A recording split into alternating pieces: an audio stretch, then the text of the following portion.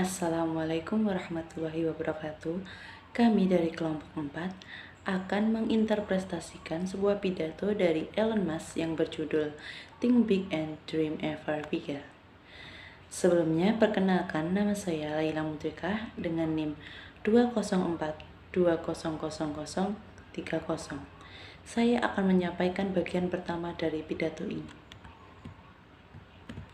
Saya ingin mengucapkan terima kasih karena telah memberi waktu pada saya untuk berbicara di sini. Jadi saya berpikir bahwa saya ingin mencoba memikirkan hal apa yang bisa saya katakan yang benar-benar dapat membantu dan berguna bagi Anda di masa depan. Lalu saya berpikir, mungkin saya akan menceritakan kisah tentang bagaimana saya bisa berada di sini. Apa saja yang sudah terjadi, dan mungkin ada beberapa pelajaran yang dapat diambil di dalamnya. Karena saya sering bertanya, bagaimana hal ini bisa terjadi?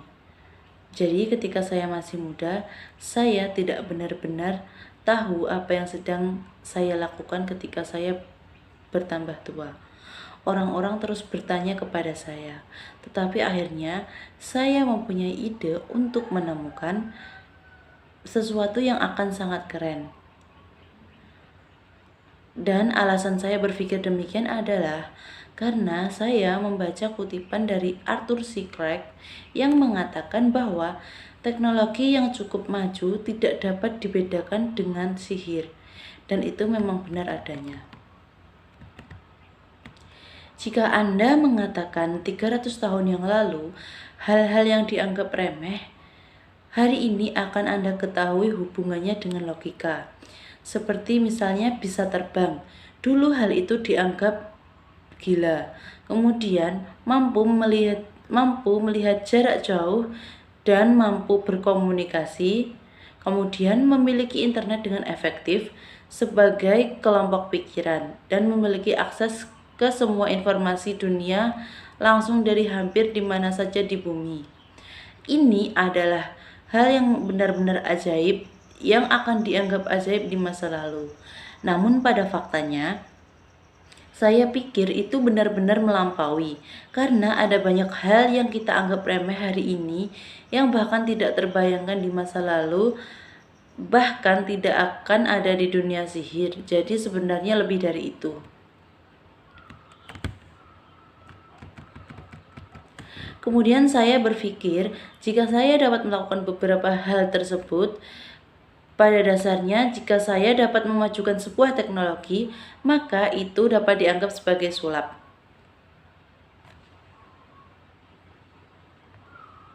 Dan itu sangat keren. Saya selalu mengalami krisis eksistensi karena saya mencoba mencari tahu apa arti dari semua ini. Seperti apa sih tujuan dari berbagai hal itu?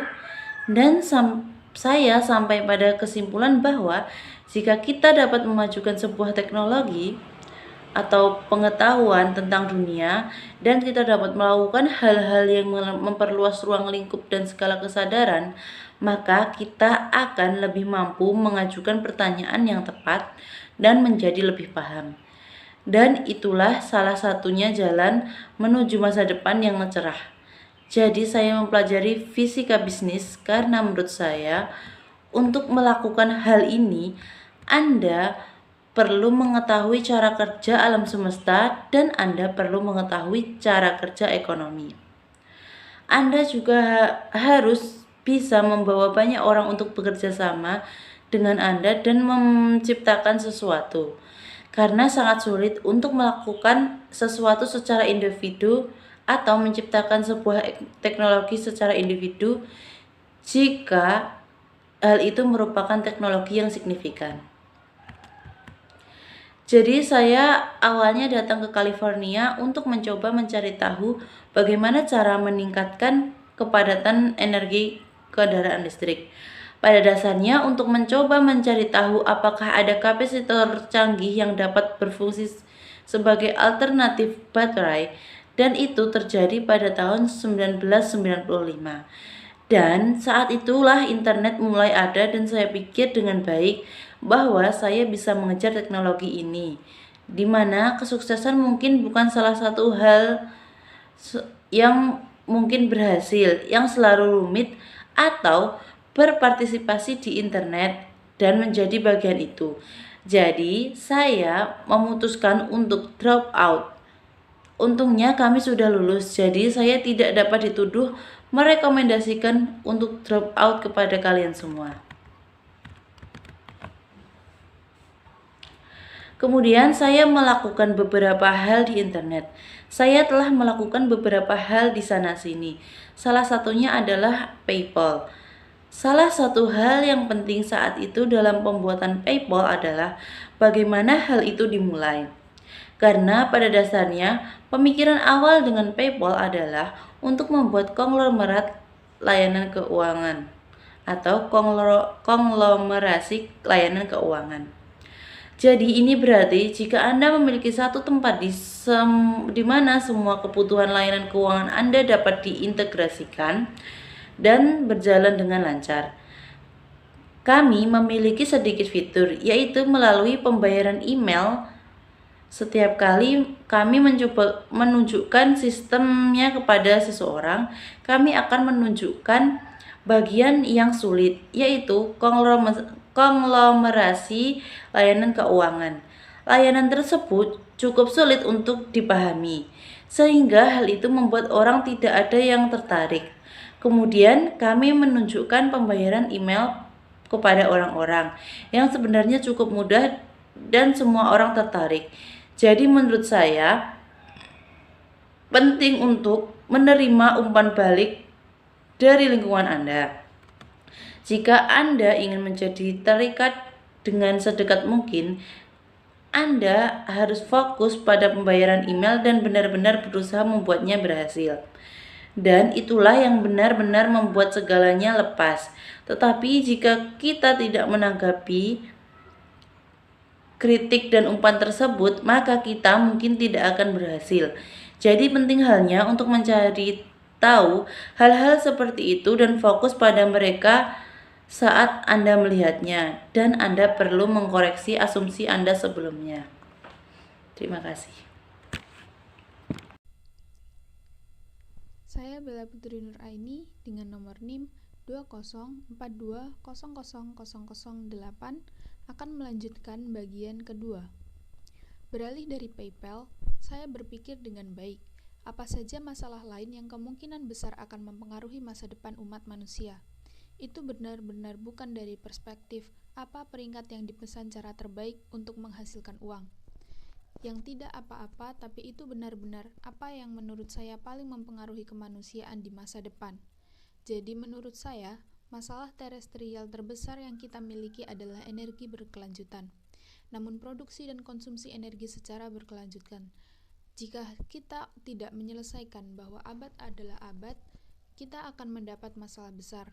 Dan yang lainnya adalah perluasan kehidupan di luar bumi untuk menjadikan kehidupan multiplanet. Jadi itulah basis untuk yang terakhir adalah basis untuk SpaceX. Dan yang pertama adalah basis untuk Tesla dan Solar City. Ketika saya memulai SpaceX, sebenarnya awalnya saya berpikir begitu. Tidak mungkin ada orang yang bisa memulai perusahaan roket. Aku tidak gila, tapi kemudian saya berpikir, apa cara untuk meningkatkan anggaran NASA? Itu sebenarnya tujuan awal saya. Jadi saya pikir, jika kita bisa melakukan misi murah ke Mars dan mereka memanggil Mars Oasis yang akan mendarat dengan benih dalam gel nutrisi dehidran, lalu dehidrasi saat mendarat, dan kemudian Anda akan kekurangan uang. Tembakan tanaman hijau dengan latar belakang merah, publik cenderung menanggapi presiden dan superlatif. Dan ini akan menjadi kehidupan pertama di Mars dan kehidupan terjauh yang pernah kami tempuh sejauh yang kami ketahui. Dan saya berpikir itu akan membuat orang sangat bersemangat dan karena itu meningkatkan anggaran NASA. Jadi jelas hasil finansial dari misi semacam itu mungkin nol. Jadi apapun yang lebih baik dari itu adalah sisi baiknya. Jadi saya benar-benar pergi ke Rusia 3 kali untuk mempertimbangkan membeli ICBM yang diperbarui. Karena itu adalah kesepakatan terbaik. Dan saya dapat memberitahu Anda bahwa sangat aneh pergi ke sana pada tahun 2000, akhir 2001-2002, pergi ke pasukan roket Rusia dan berkata, Saya ingin membeli 2 roket terbesar Anda, tetapi Anda dapat mempertahankan nuklirnya. Itu lebih banyak, dan itu 10 tahun yang lalu kurasa. Jadi mereka pikir saya gila. Tapi saya punya uang, jadi tidak apa-apa. Dan setelah melakukan beberapa perjalanan ke Rusia, saya sampai pada kesimpulan bahwa sebenarnya kesan awal saya salah tentang karena pemikiran awal saya adalah ya, bahwa tidak ada cukup keinginan untuk menjelajah dan memperluas keluar bumi dan memiliki pangkalan Mars yang jenis HAL. Tapi saya sampai pada kesimpulan bahwa itu salah. Faktanya, ada banyak keinginan, terutama di Amerika Serikat, karena Amerika Serikat adalah bangsa penjelajah. Maka orang-orang yang datang ke sini berasal dari belahan dunia lain. Saya pikir Amerika Serikat benar-benar penyulingan semangat penjelajah manusia. Tetapi jika Anda berpikir itu tidak mungkin, maka itu akan benar-benar merusak anggaran federal, maka mereka tidak akan melakukannya. Jadi setelah perjalanan ketiga saya berkata, oke, yang benar-benar perlu kita lakukan di sini adalah mencoba menyelesaikan masalah transportasi luar angkasa dan memulai SpaceX. Dan ini bertentangan dengan saran dan hampir semua orang yang saya ajak bicara. Seorang teman menyuruh saya duduk dan menonton banyak video roket meledak. Izinkan saya memberitahu Anda bahwa dia tidak salah. Sulit pergi ke sana pada awalnya, karena saya tidak pernah membangun sesuatu yang fisik. Maksud saya membuat model roket seperti anak-anak dan hal semacam itu. Tetapi saya tidak pernah memiliki perusahaan yang membangun fisik apapun. Jadi saya harus memikirkan bagaimana melakukan semua hal ini dan menyatukan tim yang tepat. Dan kami melakukan semua itu dan kemudian gagal 3 kali. Itu sulit. Sulit karena hal tentang roket adalah tingkat kelulusannya adalah 100%. Dan Anda tidak dapat benar-benar menguji roket di lingkungan nyata yang akan Anda masuki. Jadi menurut saya, analogi terbaik untuk insinyur roket adalah jika Anda ingin membuat perangkat lunak beta yang sangat rumit, Anda tidak dapat menjalankannya perangkat lunak sebagai satu kesatuan yang terintegrasi, dan Anda tidak dapat menjalankannya di komputer. Ini dimaksudkan untuk dijalankan. Untuk pertama kali Anda menyatukan semuanya dan menjalankan di komputer itu harus berjalan tanpa bug. Itu pada dasarnya esensi dari itu. Jadi kami melewatkan tanda di sana. Peluncuran pertama, saya mengambil potongan-potongan roket di dekat lokasi peluncuran.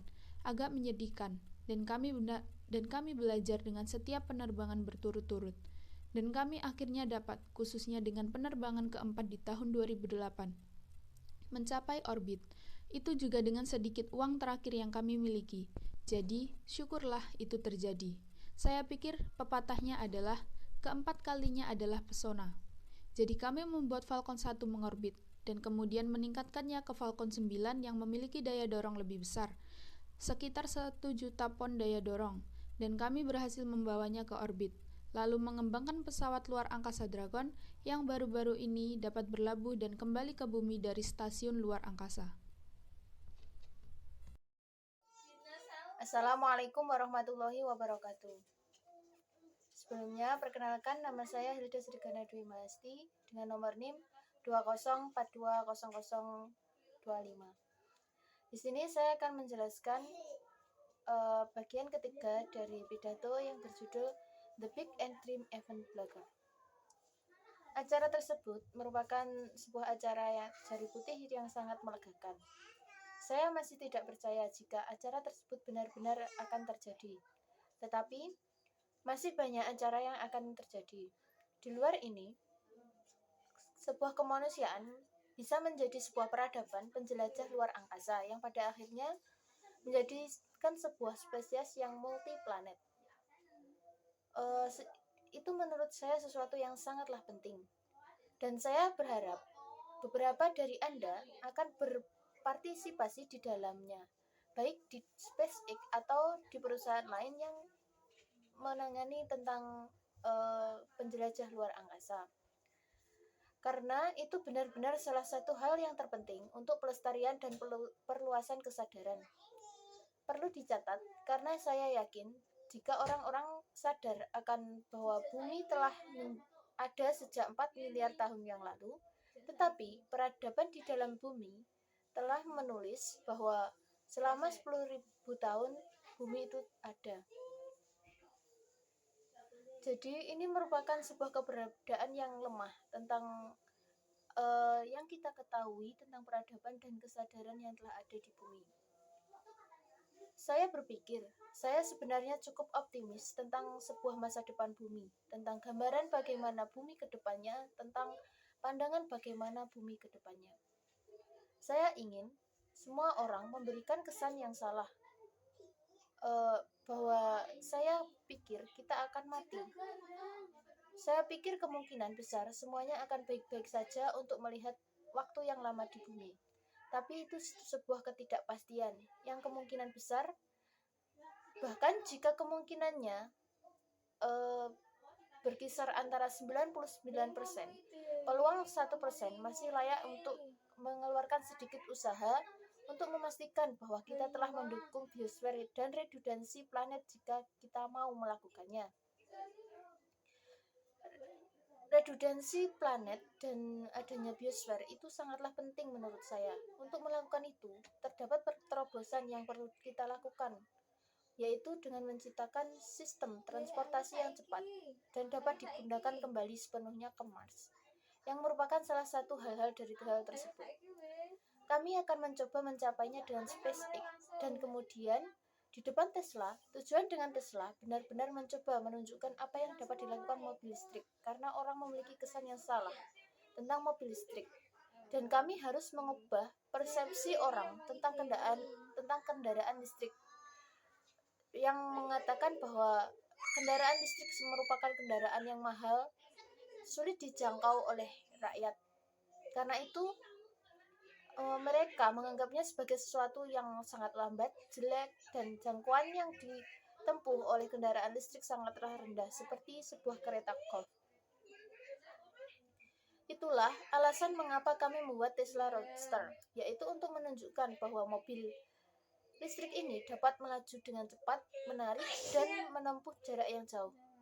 Dan sungguh menakjubkan bagaimana meskipun Anda dapat menunjukkan bahwa sesuatu bekerja di atas kertas dan perhitungannya sangat jelas, sampai Anda benar-benar memiliki objek fisiknya dan mereka dapat mengendarainya. Itu tidak benar meresap bagi orang-orang, sehingga saya pikir membuat sesuatu yang berharga tentang mobil listrik ini.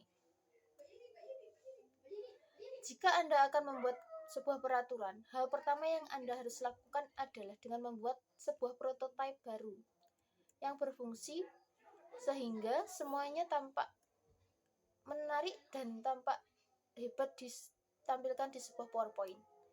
Anda dapat membuat apapun yang berfungsi di PowerPoint dengan tampilan yang menarik. Tetapi jika Anda memiliki artikel demonstrasi yang sebenarnya, meskipun artikel tersebut dalam bentuk primitif, itu jauh lebih efektif untuk meyakinkan semua orang. Karena orang akan lebih menarik atau lebih tertarik dengan sebuah bentuk yang primitif.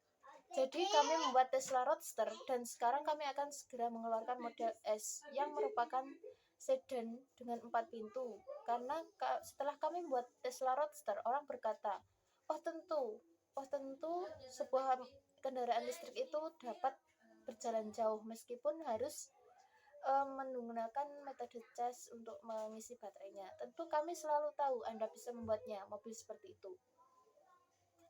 Ini adalah mobil yang mahal dan volumenya sangatlah rendah dan kecil dan sebagainya. Tapi apabila Anda dapat membuat mobil sungguhan seperti oke, baiklah kami akan membuatnya juga.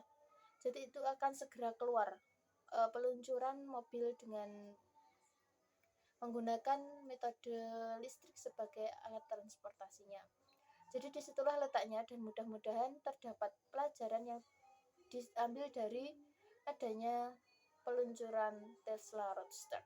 Tapi saya pikir poin yang berlebihan atau poin penting yang ingin saya sampaikan adalah kita merupakan abad ke-21 yang tidak menyukai apapun yang menahan kita untuk berkembang. Jadi imajinasi itu terdapat batasnya dan keluarkan imajinasi itu dan ciptakanlah sebuah keajaiban. Terima kasih. Sekian dari kelompok kami, bila ada kurang lebihnya kami mohon maaf. Akhiran, wassalamualaikum warahmatullahi wabarakatuh.